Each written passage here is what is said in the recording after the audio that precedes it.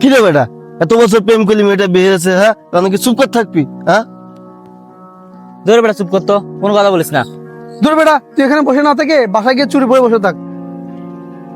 বলছি না চুপ কর, তারপর কথা বলস। এখানে দেবদাসের মতো বসে না থেকে যা মেয়ের জন্য যে কিছু কর। এবারে তোরা থামবি? তুই কি করবি এখন?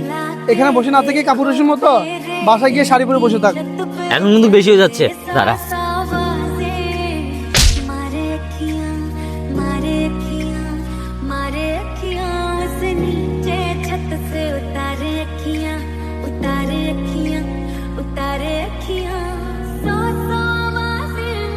কি রে বেটা, একটা মেয়ের জন্য তোর বন্ধুকে থাপ্পড় মারলি, কতটা কষ্ট পেয়ে চলে গেল।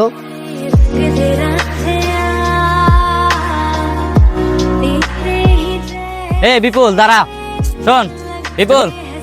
সরি বন্ধু, শোন না,